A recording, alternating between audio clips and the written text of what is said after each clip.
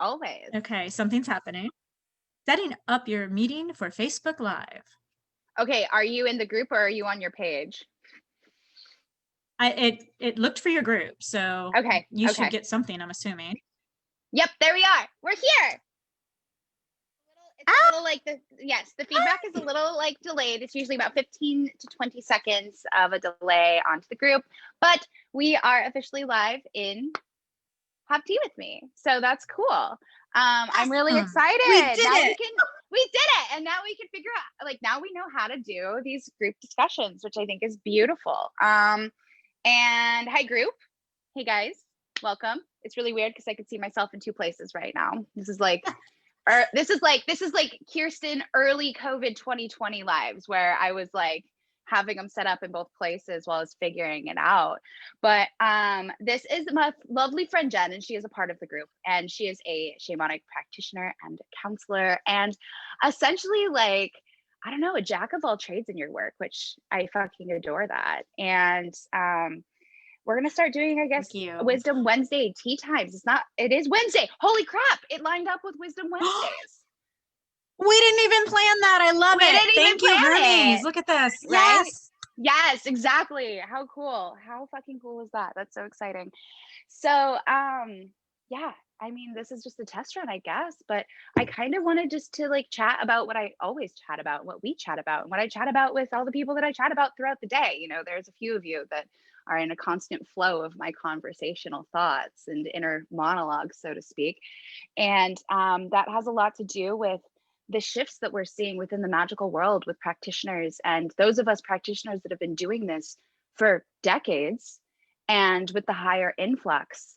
And I think that it's really important for those of us who have foundational practices to really speak on the work that goes into developing those foundational practices before we start running around and practicing on other people. Absolutely. Oh my God. Yeah, that's so big, right? And it's so the right thing to do. Yeah, exactly. And what would you say, like, for someone who's newly getting into this work and is looking for information or practitioners to work with on their path, what do you think they should be looking for? Like within a practitioner, like choosing a practitioner?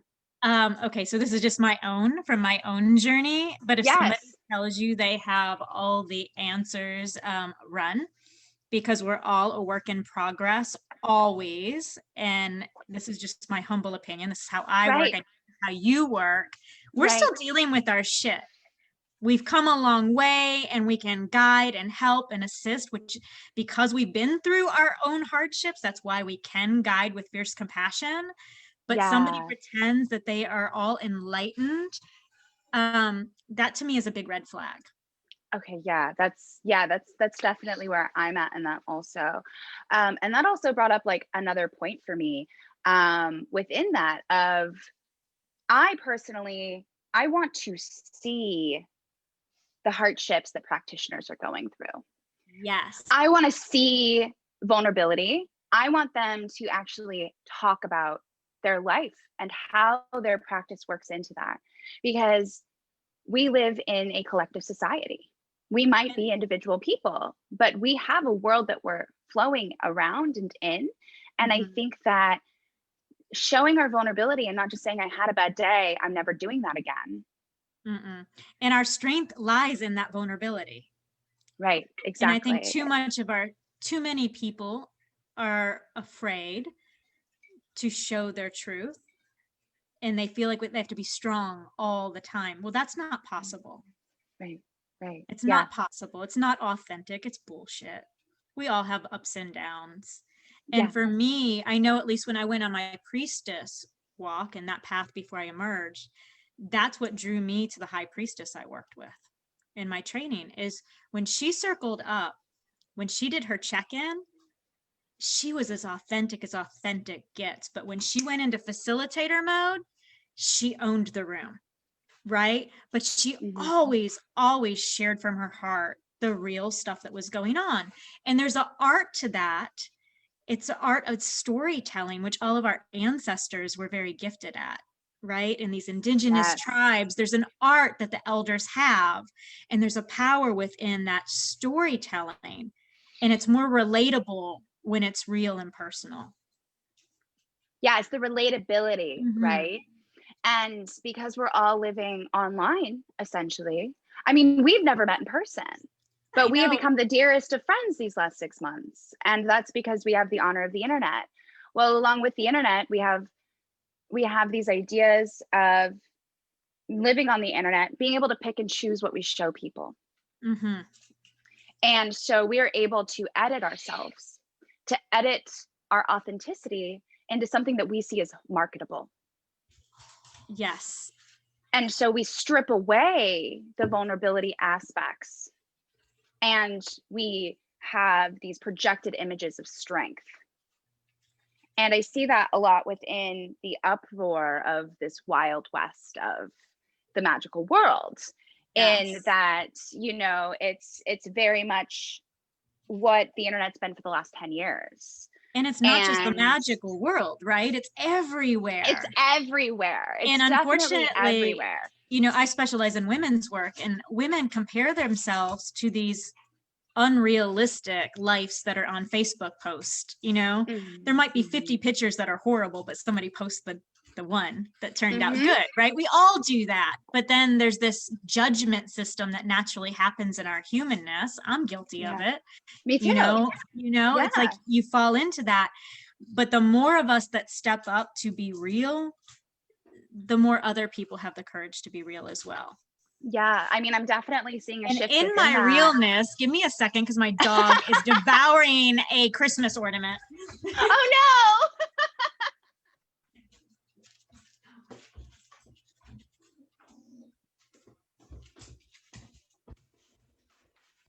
Okay.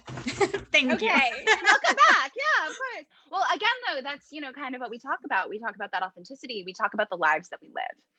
And Right. I'm definitely seeing that shift in trend become even more like placated within like YouTube and within all of those things. It's not this huge marketed beauty aspect as it was in 2019. And I'm seeing this shift into people vlogging more. People want to see where people live. They want to see what they're doing. It's really fucking weird. But, from the distance and not being able to go visit people, it brings them into that homey, hearthy comfort. Right. And it's more integrated, I think, when you do that energetically.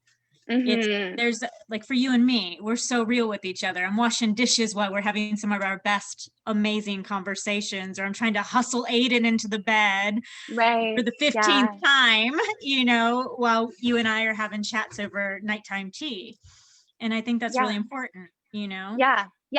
Us creating and developing a community without the filtered aspects, and from so many of my lives, I mean, my hair is dirty right now, bitches. Like, this is not clean. I didn't go and I put some eyelashes on. Like, that was the extent of this. And sometimes I'm a literal hot mess when I hop on my live. Sometimes my energy is low and I point it out.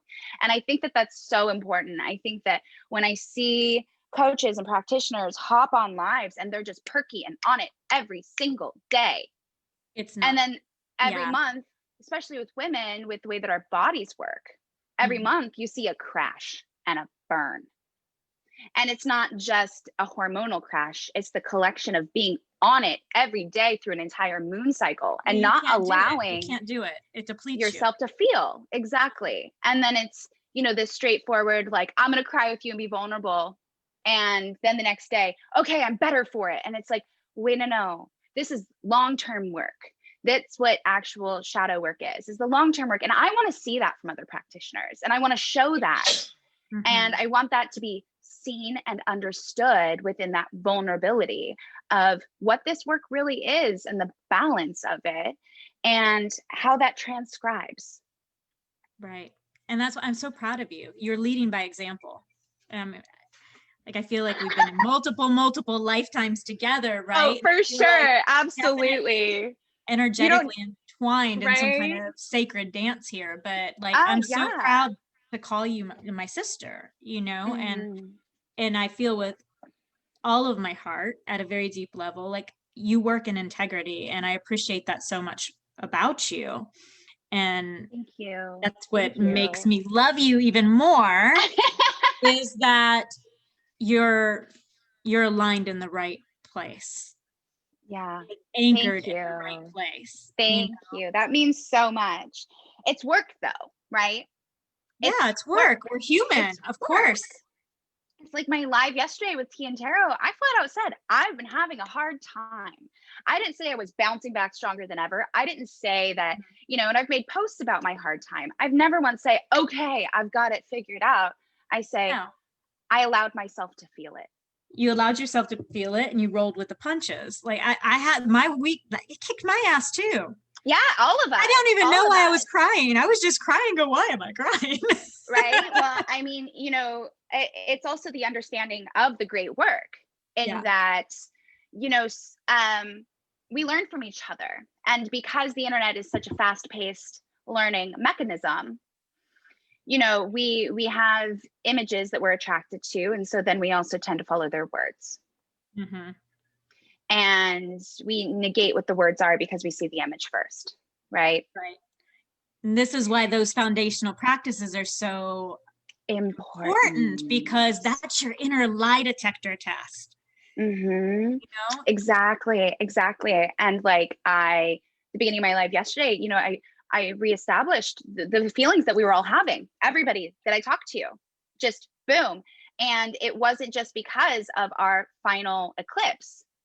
It wasn't just because it was a normal eclipse. It was because of all the other astrological patterns. And so, it puts you in a place where you can't do everything. And I realized I can't educate on every little bit. All I can do is reiterate by example. I'm not doing any moon-based practices for this phase because of the South Node placement, because it's a completely different energy. And everybody was feeling that. And they're like, oh, well, it's the moon. And it's like, oh, well, it's not. It is, but it's not for the reasons you think it is.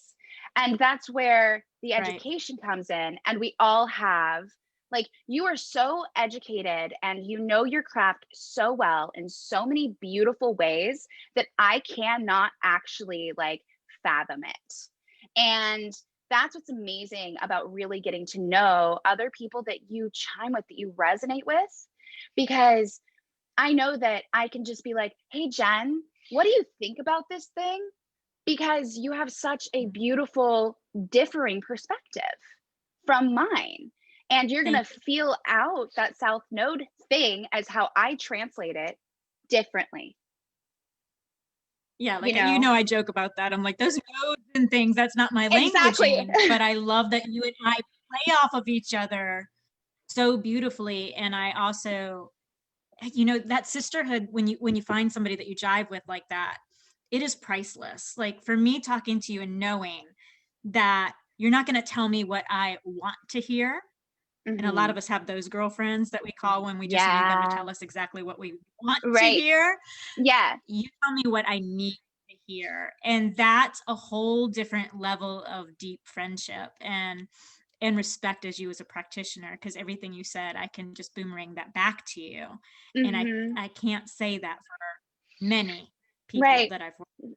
So, and so, I have that respect for you. Yeah. And so bouncing back though to the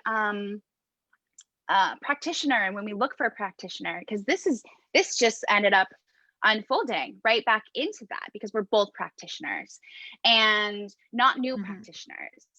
We didn't take a Reiki class for 2 days and decide, hey, I'm gonna sell this now. It's not one of those things, which that I'm very sticky around, because I don't want to discredit anybody's power, because everybody's powerful. But I am very, very big on having healthy practices and practicing before you practice, and understanding that the practice has to come before the practice. Understanding the energy before. Yeah. The energy teaches you. Yeah, exactly. And that takes time. Right. Not an overnight kind of thing. You have to learn how to integrate it. Yeah. I mean, I remember the first time that I was told, why aren't you healing people? And I was like a little deer in the headlights. I was 21. And I'm sitting in this basement with this beautiful teacher that was my mediumship teacher's teacher. Old man. Every wrinkle on his face was like just a smile line. And I was sitting next to him in like a higher up elevated chair, you know, because it's very occulty. And he looks at me and he's like, why aren't you healing this person? And I was like, I don't do that yet. And he's like, you've been doing it your whole life. You need to stand up and go do it. But in that own right, it was an initiation by an elder. Yes. You know, it was saying, you're fucking ready. That. Exactly. Yes. Well, and I think that there's so much of that is we don't have that. Because you can take a Udemy course and then you can start practicing that day. And then I end up with clients that have messed up energetic work that I have to spend more time repairing. I'm old school, like I want to pass attunements only through in person, but that's but I also think that's really important too. And I think that if they're going to be done online, like anything online, it needs to be extended. And there's something that I've been noticing within online work is not everybody is adept to transmit their energy that way. And I think it's possible. I also mean that. Sorry, because we can. Yes, but we've been doing this. I'm embarrassed to say how long I've been doing this. Right. I mean, I've been channeling and working with energy for 30 plus years. You know, because we started so young. Yeah. So that's different. Yeah. I mean, the energy, it's a part of my fingers and toes. Like it's as integrated as my fingers and toes. Well, if you don't know that these are chakras, like I don't want to work with you. Please understand your phalanges. But yeah, so understanding that, and it, like I said, it takes time. Like when I first started channeling, there's a reason that I kept it to myself. You know, it took time to understand it and trust it and translate it in the way that comes through in purity, where it's not edited. Right. And I think that is something that comes with time. And everybody's time is different based on how much they practice and anchor into their foundations. And not to say somebody doesn't, there's naturally gifted people, obviously, but it's an art form. And with any art form, it's me speaking as an ex-professional dancer, any art form, whether you're natural or not, you still have to take time and practice on your craft. Like you as an artist, you're still practicing your craft, you know? Well, the thing is I believe that the only masters that are masters in anything that we do are the ones that say, I'm still learning. Yes, you have to have a beginner's mind. And who wants to lose that? That's like where the magic is anyways. That's actually where the magic is at, right? You get to keep that childlike spirit of curiosity. And it's also, I think, what keeps us moving forward. Yes, absolutely. And so, you know, it really just does balance back on. There's no wrong time. There's no right time. Where you're at is perfect in entering any stage, phase, path. There's absolutely nothing wrong with where you're entering at. And as long as you have that beginner's mind, you are able to accept and address all of the levels within resonation and not have a judgment system. So important. You know, and understand your place. You have to understand your place. And that's so important because you have to still take freshman English, right? In school. And that's you still the thing. Have to. Back to like, this is an art form. It has a natural progression. There's many different paths to get to the same place, but it's still, there's some steps you got to take. There's some big steps. And a lot of that is a lot of ego death. That's a big part of it. And I see so often with straight beginners that immediately want to jump 10 years ahead. And that is dangerous. It's so dangerous. That's how people end up in the hospital. Negligent. Like that's literally how people end up with levels of psychosis. Right. And it's kind of like you can follow Terrence McKenna's words and, you know, if you take plant medicines, you can definitely jump some levels. But then when you come back, and you can even read Be Here Now, when you come back, when you tune out, it's gone because you didn't have that work, but it did show you what you're working towards. Yes.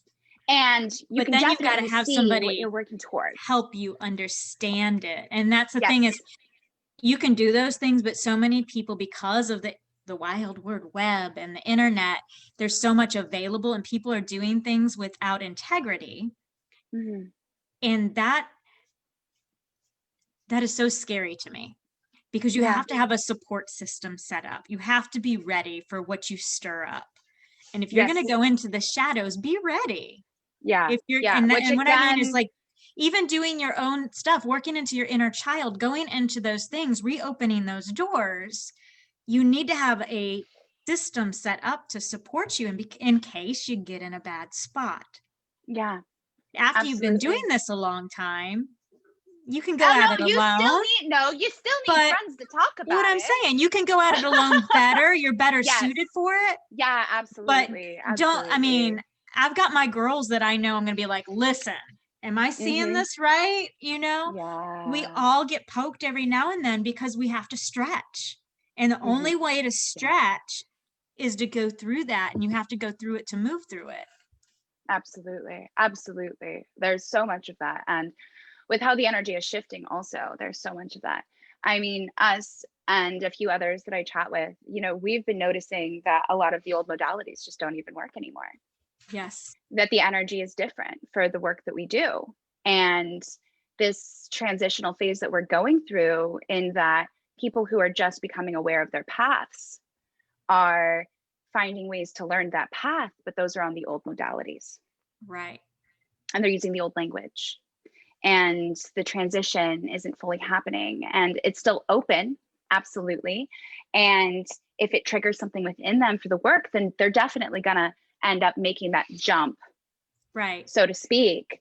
But it also, that brings a lot of philosophical thoughts for me, and something that I've really been musing around in me creating my fundamental practice class, because I can't work at that level.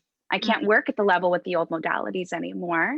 And the new ones, to people who didn't, I guess, make that transition of growth, are scary.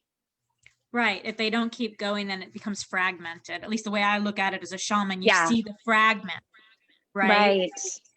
Yeah. It's like, I know you don't get video games, but it's like, just go ahead and call me out. I'm not a gamer. It's like when you have it's like when you have platforms, or when you have to make big jumps, you know, and you got to run to make the big jump. And if you don't jump at the right time, you miss the next platform. That's like the fragmenting process. But see, I get that. Like, now I have to. Yeah, that's this. Yeah. I mean, that's a great analogy. I can get that. I used to play Mario Brothers way back. There you go. It's totally a Mario. It's totally a Mario. But yeah, used to save the princess. Right? Right, it is. But you know, that's why I think that being able to, I guess, have like a guide or something of that nature, like not as a guide as a person, absolutely, but also a guide, I like maybe developing, maybe that's something I need to add to my Patreon, is having like a checklist of when you're looking for a practitioner to work with. Right. And you know, because I was thinking about making like a Yelp and be like, don't work with them, definitely work with them. But like, I don't want to put that energy into the world. So maybe developing something that's more of an open, like, type of thing, being like, these are the qualities that we look in. Just like the qualities you're looking for a therapist, you're looking for somebody who practices the type of therapy that you resonate with. You're looking for somebody who has the right tone. You're looking for somebody who has, you know, some people care about what colleges they went to, some people don't. Or the experience. They're good at working with adults versus children. Huge importance in all of this. Right. It's a different practitioner. And practitioners, even within therapy, they're so paralleled to what we do. Well, they're even that, to me, with me choosing somebody to work with, I have to feel energetically aligned with them. Oh, absolutely. You absolutely. know? Yeah. And like, that might not be something that somebody straight on this path would be able to understand, but you do know that you click or you don't. And that's so much of it. Right. And like, you and Toby are the only practitioners that I've worked with within almost the last decade that I've allowed to work in my energy sphere. Same. And that's because like, I'm so right. And that's because this space, this altar that I have been working on, it's fucking tidy.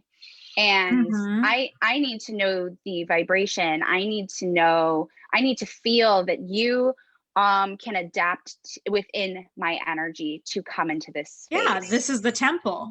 Yes. Exactly. Exactly. And so that's why I think it's so crucial for fledglings, so to speak, to really look at and reflect in, oh, I know that sponsored post looks so cool. Look at all these emojis, look at all those dollar signs that they put on there. Holy crap. Like, I want to work with that spiritual coach to get all of the money, all of the materia.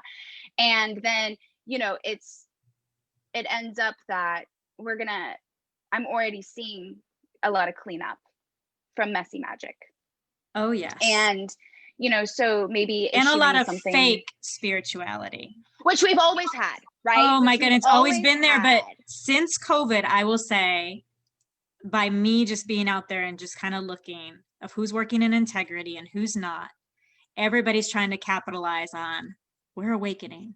Right. Yes. Yeah. The old language, right? Yeah. The old modalities that, you know, we were using 15 years ago.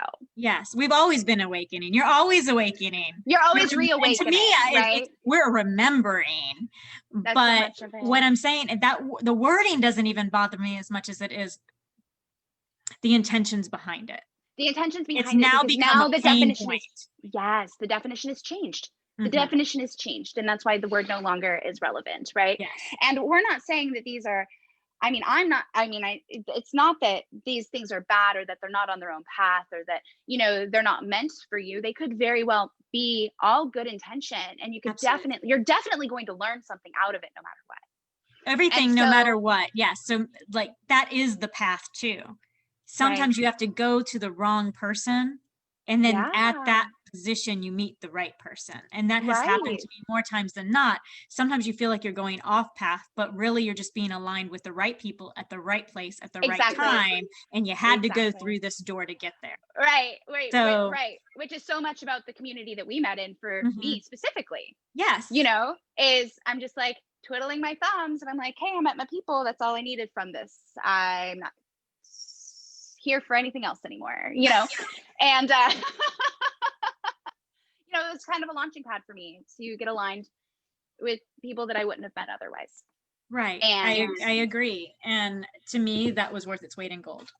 Exactly. That's absolutely it. So maybe that's something that you and I can definitely hash out and post in this group, in your group, on the Patreons, do all of the things. But maybe we could come up with, you know, just a light style like Ed Visionary board for what to look for in a practitioner. I think that would be a really cool project. I think that would be something that would also be easy to execute, something that is just out there for the world. I'd be honored to help you do that. There's already a handful of people that I trust that aren't necessarily practitioners, just people in the industry. Yeah. And what I always do is share my connection with them, because I don't ever refer anybody unless I've personally worked with them. Well, you got to also know when you have relationships with people, what energy you're sending them. Right. And what you're just advising to be in their sphere as well as yours. And also understanding, okay, I know this person personally. I know that this is what they do, but is this what they need? Or is this, or, you know, and well, even with referring, that's part of the circle that we're creating, right? Because as I'm referring somebody, like I wouldn't refer you somebody that's just looking for a chart reading, knowing that they would be totally uncomfortable with looking at it at a deeper level. Right. Even though I know you could completely I do that, offer right? tea and cake readings, but that's not what I like to do. But that's not you. So I don't want to take you out of alignment. So one, that's integrity to you, but also to the other person. If they just want kind of a absolutely. So I think just making like a straight up thing, just like if I was a dance teacher, I'm not going to send somebody who wants. Like just questions, kind of similar to like the death doula work that I do, in that like, well, how do you feel about this? What are you looking for? What are you considering? You know, what are you considering in a practitioner? Why do you want a practitioner? what paths are you interested Right. in? Things like that, simple forms. And What are it can you even be, open to, right? yeah, exactly. Just a Because like simple I'm not questionnaire. everybody's cup of tea. No, I'm not. And I don't want to You work know with what I mean? everybody, to be completely honest. Like I can't. Right. Or nor me. Like Right. Right. I'm definitely not, so, but it's important to get that alignment and making Yes. sure that we're putting people with the right people Yes, because they'll be more exactly. successful. They'll be more Right. successful. And like that's one of I think the beautiful things that's going to come out of this renaissance of, spiritual work is once we have some ghost towns and some people drop out, we're going to see some really cool new practices. And that's what I'm anticipating in the next 5 years is what survives. Because I know that after the last resurgence that we had a little over 10 years ago, it was really cool to see the shift from the people doing The Secret and thinking they could teach classes on The Secret and the ones that stuck around, and what they ended up building was really fucking cool. So I'm really Right. curious to see what gets built out of this one. Yes, me too. Awesome. And Yeah. it's so fun doing it. Right? It's so fun though. Like this work Yeah. is so much fun. And like, just because we have harsh opinions, it doesn't mean that all opinions aren't welcome. I personally have I have harsh opinions. Like I do, but I try to make them as open and loose as possible because I want people to accelerate. Yes. And it's Want also them. that openness that, I'm very opinionated too, Mhm, but I mhm. also love building relationship where we can agree to disagree. Exactly. Like, and I Right. think that that's very important as a boundary as we open this up to other people, is just knowing, hey, we're being honest. And for us to be in integrity, we do have to say what we have to say, but you Right. don't have to agree. And that's quite You all right. don't have to agree, and I don't have to agree with you. Right. And that's fine. And if I like your energy, I want to talk about it. Right. And a lot of ways it helps us it. open because if everybody agreed, there's not much growth. Yeah, Sometimes we but just we would need that also little be bit. done. We would be done. We wouldn't be doing this right now. Right. Like I need a little bit of friction. I invite that in. Right. I actually really like it. It inspires me. It is like the shadow aspects inspire me more than anything else, more than the positive aspects, because they come from places of genuine love and the rejection of it. And so then it's like, well, how do I dig through this to find that love? And that's where Right. things are born. It's like you as an artist, like think about it. Like right now, we're in the middle of this COVID mess.